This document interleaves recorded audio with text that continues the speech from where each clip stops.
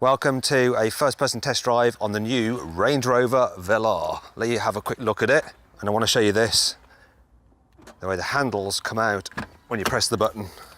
So this particular test drive isn't taking place on our normal track, but instead it's happening where this car is going to be driven most.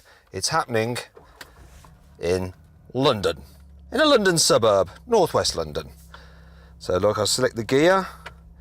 Got the different suspension settings, should be perfect. Let's go for a nice drive.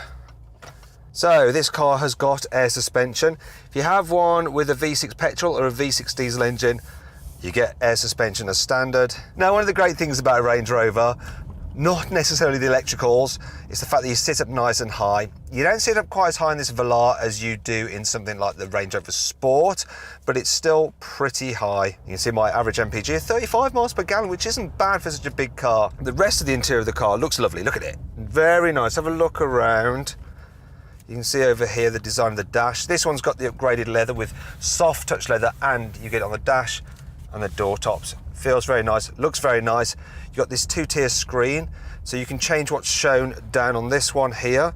So climate, and this is one of the problems. If I want to change the heat to something or the fans, we'd have to then press this little button.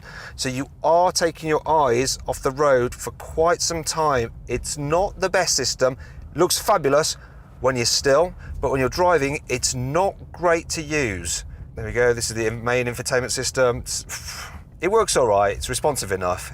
It's not too bad. Let's take a right here.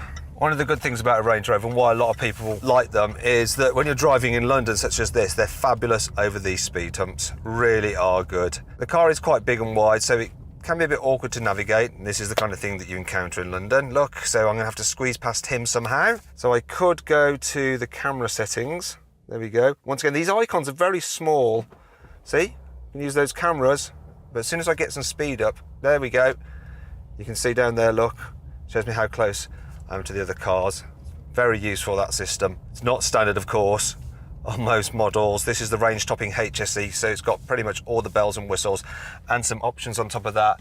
This particular car is actually costing 75 grand with options, so it is pretty blooming expensive. So you don't have Apple CarPlay nor Android Auto with this car, which is a bit of a disappointment, but you do have various apps like Spotify and stuff. Now, a lot of people will probably be thinking, you should be showing us how this car off-roads, but really, this is where people are going to be driving a Velar.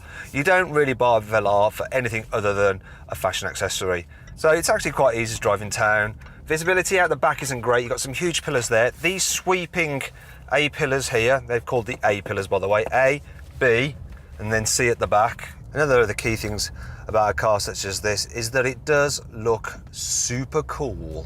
You know, it's one of the main reasons that anyone is going to buy this car. So I'm just going to pull up, use my reversing camera to slot it into place. Plenty of room here. Don't want to curb that alloy, so I'm going to look at this wing mirror, because they're 20s, they're easy to curb, and they are rather expensive.